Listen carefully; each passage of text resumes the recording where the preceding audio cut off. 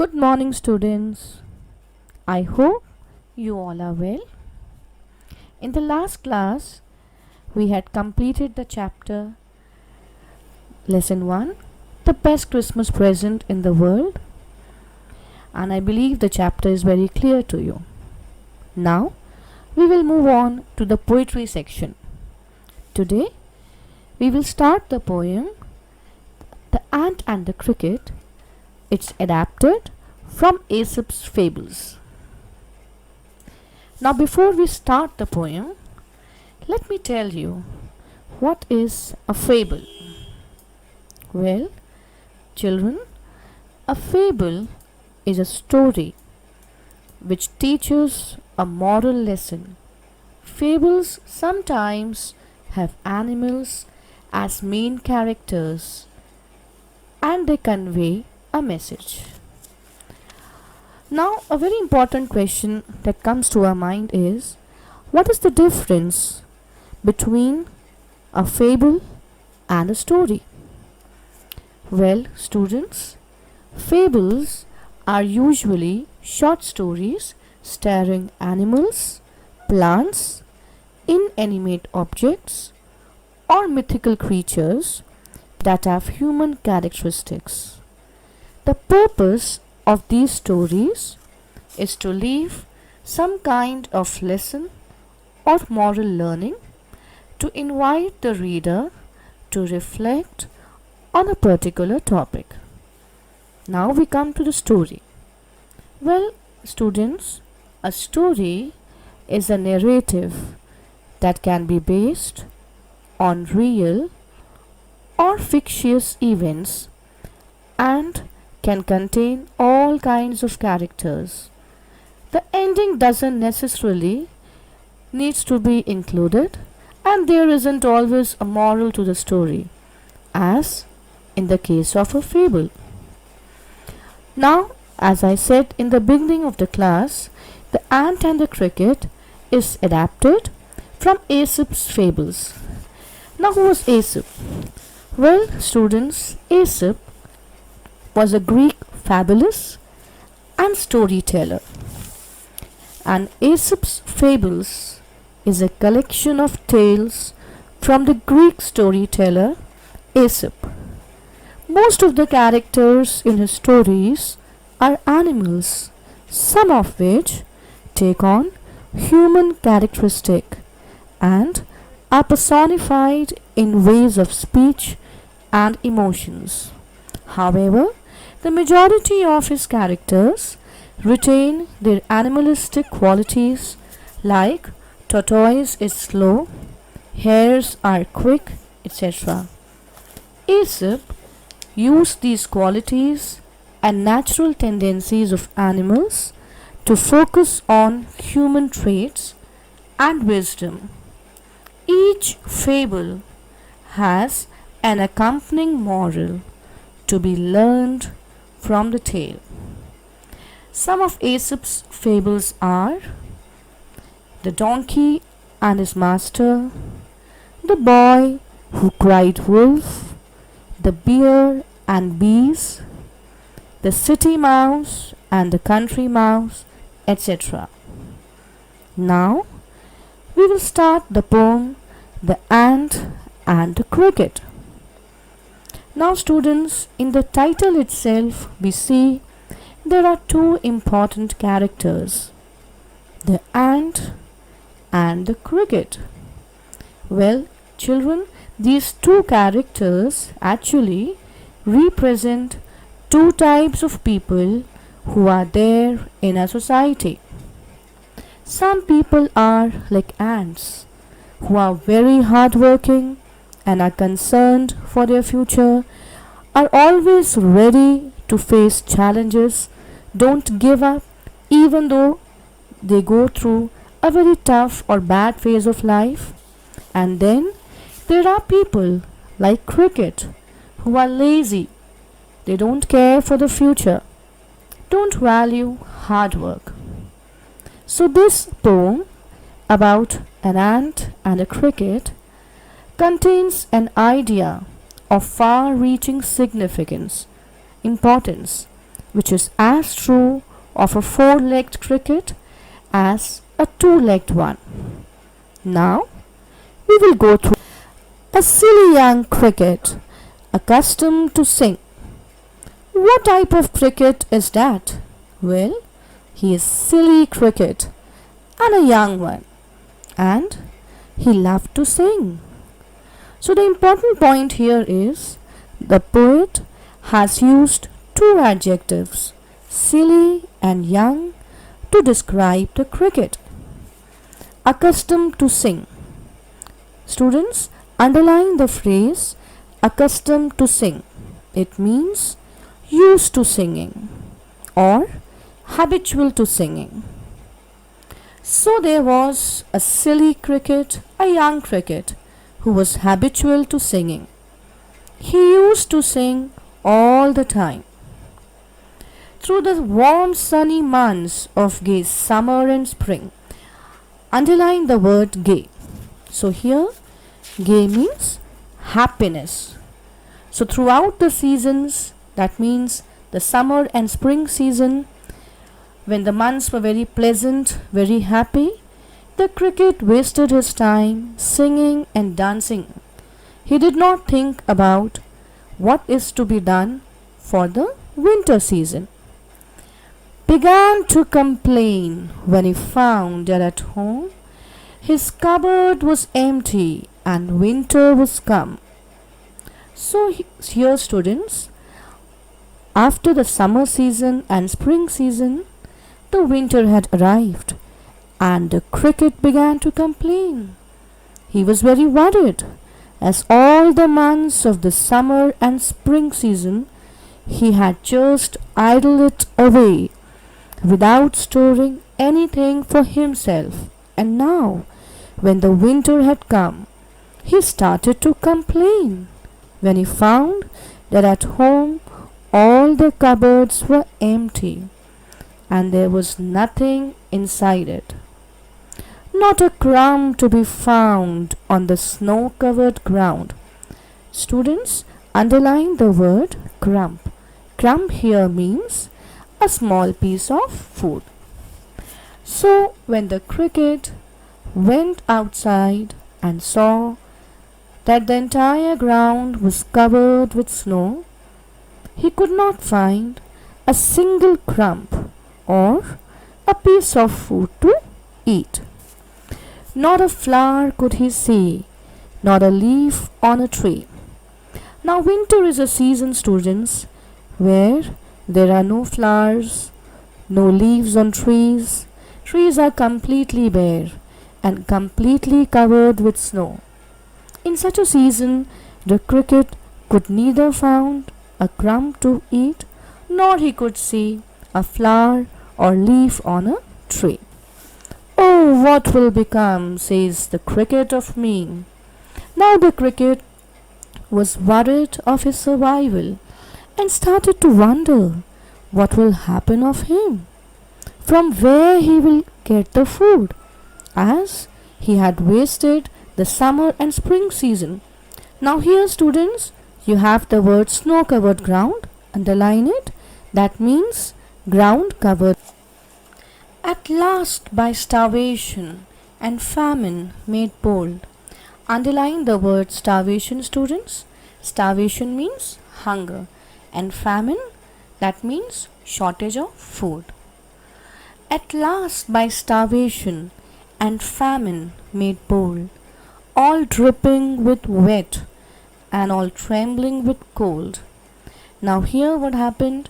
The cricket was starving and did not have anything to eat. So starvation and shortage of food has become harsher. And now the cricket was completely wet. He was trembling. So trembling here means shivering, as he was not having any shelter, no home. So you underline the word trembling. Now the cricket was hungry, and the shortage of food made him to wonder what will become of him. And as you know, he was completely wet, so obviously he was shivering with cold. Away he set off to a miserly ant to see if, to keep him alive, he would grant him shelter from rain and a mouthful of grain. He wished only to borrow. He would repay it tomorrow. If not, he must die of starvation and sorrow. Now, here, students, the cricket remembered that he had a friend, ant, and so he decided to go and meet the ant, his friend. So he set off towards this ant. He wanted to meet the ant so that the ant could help him provide shelter and some food so that the cricket could save his life. And furthermore, the cricket says that he wished only to borrow.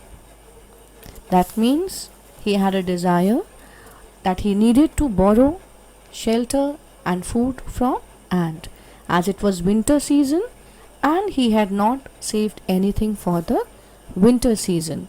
So the cricket thought that he should go to his friend and ask for food and shelter, as he had no home, no food to eat. But the cricket would take shelter as well as food from ant on one promise, that he would also help ant in terms of shelter and food tomorrow. That means whenever the ant needed it. If not, he must die of starvation and sorrow. So this line here means that if the cricket does not go to the ant, then he would die of starvation and sorrow. Sorrow here means unhappiness.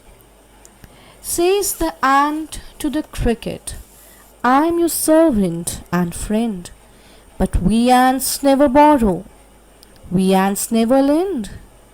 Now, students, the ant was a very polite insect. The ant told the cricket that he would serve and help the cricket like a friend. But the ants had one policy: neither they borrowed nor they lent. So lent here means to give. So the ant said to the cricket that they never went anywhere to borrow something, as they were hardworking, did everything to face the adverse situation during pleasant time. So that is why here ant refused to lend, because he reasoned that whatever he had accumulated, it was for him. So he was not at all willing to lend anything, otherwise the ant will have to face shortage of food.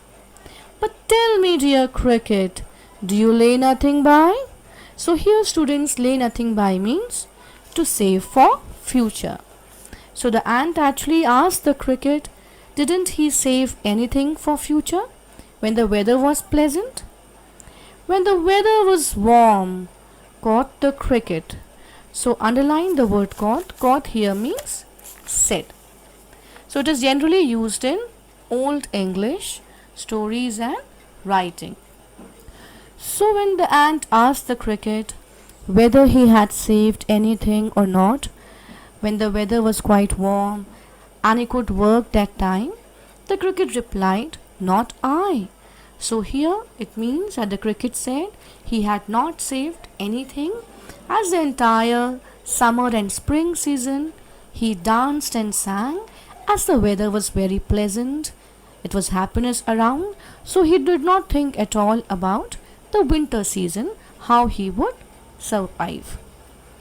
My heart was so light that I sang day and night, for all nature looked gay.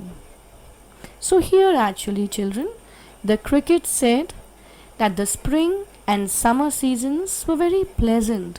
So the cricket did not do anything and only sang. Everywhere the nature looked beautiful, and the cricket always enjoyed the nature. It means the cricket did not think about the difficult time that was going to come. That means the winter season. So he kept on wasting the time dancing and singing. You sang, sir, you say. Go then, says the ant, and dance the winter away. Now, here what happened? The ant was not willing to help the cricket, as the cricket had totally wasted the time. And so he was not at all willing to help the cricket.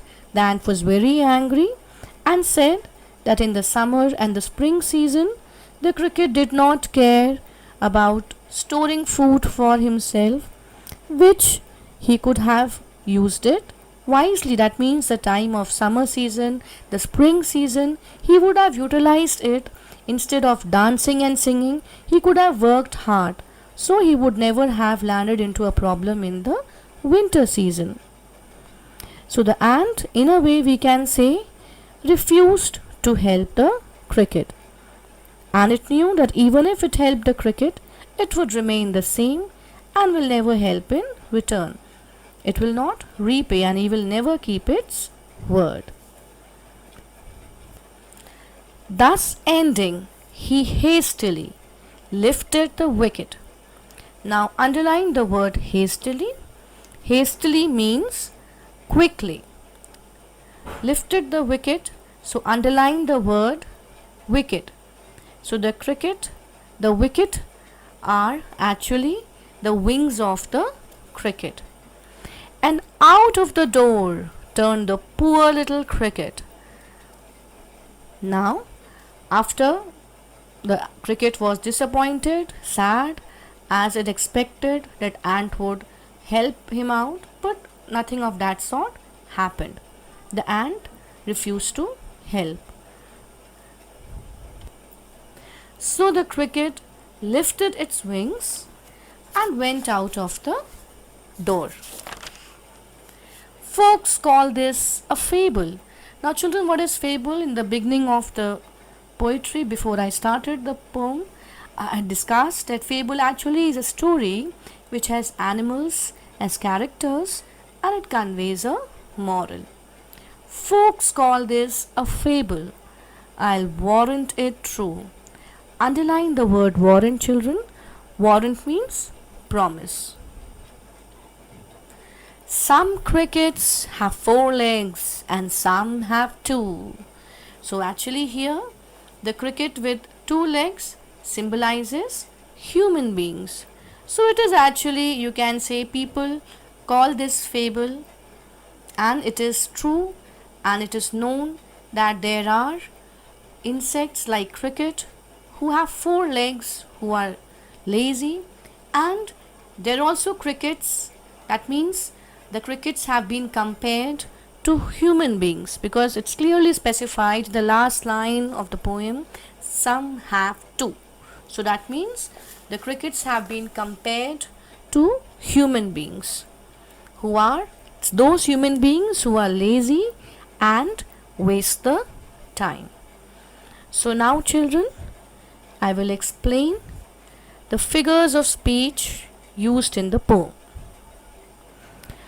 The first figure of speech is personification. Personification is a figure of speech in which a thing, an idea, or an animal is given human attributes. So in the poem, the ant and the cricket have been personified as human beings. How? Because ant represents those people who are very hardworking, whereas cricket represents those people who are very lazy.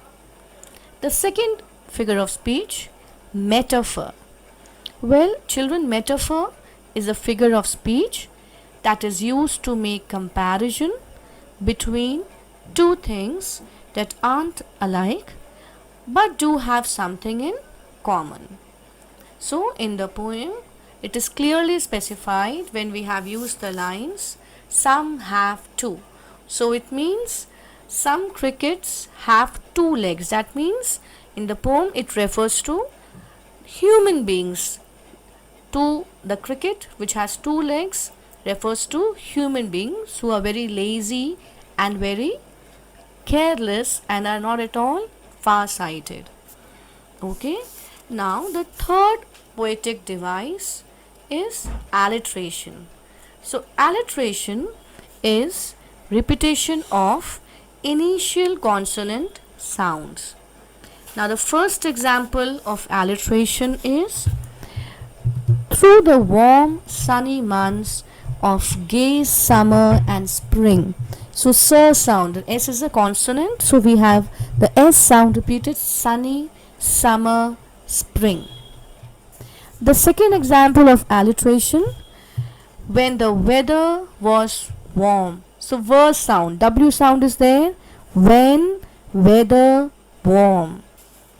I believe till here the poetic devices are clear.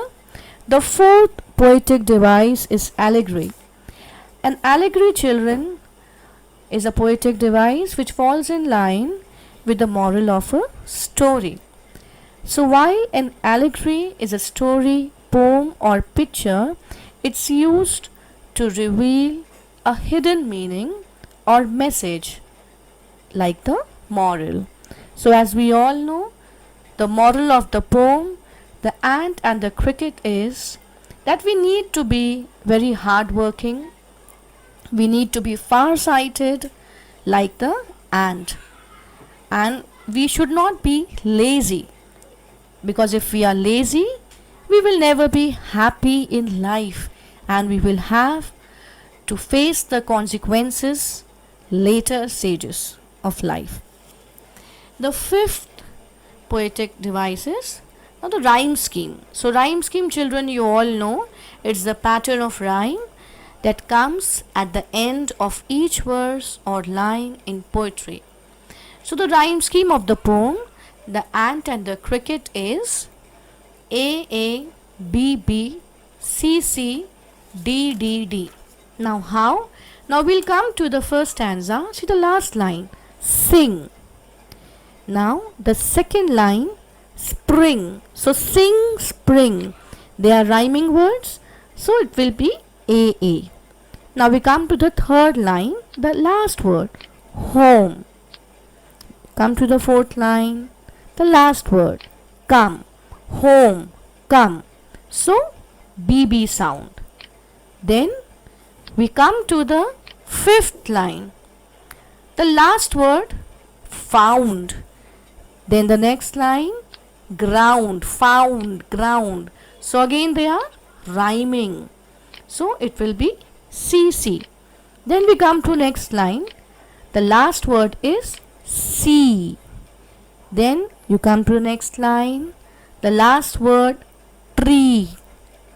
Then again we come to the next line, the last word is me. C, tree, me. So all are rhyming, so it will be D D D. So I believe rhyming scheme of the poem is very clear to all of you. Now before we move on to the question answer session, we'll do a quick recap of what we studied today. Now students, today we discussed the poem The Ant and the Cricket. So basically two main characters very beautifully has been depicted in this poem. So the ant actually represents the people who are very hardworking, and the cricket represents the lazy people. Now as the poem starts, we come to know about the character Cricket, who is silly, who is young, and why has the poet attributed these adjectives to to Cricket? The poet has attributed these adjectives silly and young to Cricket to depict that at young age we need to be mature, we need to act wisely, channelize our energy in a good direction. But here what happened, the cricket simply wasted its time because the summer and the spring seasons were pleasant months. So at that time, he should have utilized his time, worked hard, collected food, made shelter for itself, but he did not do anything of that sort. He simply wasted time. And what happened when the winter season approached? It started complaining as it was starving, there was no shelter, no food, and so it realized that it would ask help from his friend ant. But then, as the poem progresses, we come to know that ants are very hard-working people. So, actually, ant is a creature which represents the people who work very hard. So, the ant, what happens as the poem progresses, we come to know when the cricket went to ant to ask for help, the ant did not help, refused to help, because the ant knew very well that cricket was a lazy creature who totally wasted his time, did not utilize his time wisely. So, as towards the end of the poem, we come to know that the cricket was not at all rendered any kind of help by the ant and was asked to go away. So, the poem gives a very strong message. As students, we be it any sphere of life, it's not about students, be it any sphere of life, a child, a adult, you can say an adolescent, we all need to realize a very very important message the poem is trying to convey is that we need to be very hardworking. We need to have a far-sightedness. We are not supposed to waste time. We are not supposed to be lazy as the cricket did in this poem. So I believe you will understand the message, or you have understood the message that the poet is trying to convey through this poem, and you will definitely utilize these holidays wisely, helping your parents, and very very important is you are studying every day at least 4 to 5 hours. That's very very important, children, because apart from studies, practical knowledge is very important, and especially when it comes to English language. Language is not simply about reading, it's about your vocabulary, how you speak. So it's very important you listen every day, go to the newspapers, and try to use those new words you use in the newspapers in your answers, because I know there are many students who do face problems in writing the answers. So this is the best time you can utilize. So try to write out a short small paragraph based on this poem, what all you have understood, and every day devote 1 hour for English. Every day, that means that includes your reading, writing. Very very important is you write and do creative writing. Now you can do a certain question like, suppose if you have been in place of the ant, what would have been your reaction? So write that, imagine yourself in place of ant. So work on your creative and imaginative skills. So with this we come to the end of our session. I believe the poem is very very clear to you. Still, if you have any doubts, you can post it, and accordingly your doubts will be clarified. Thank you, students. Have a good day.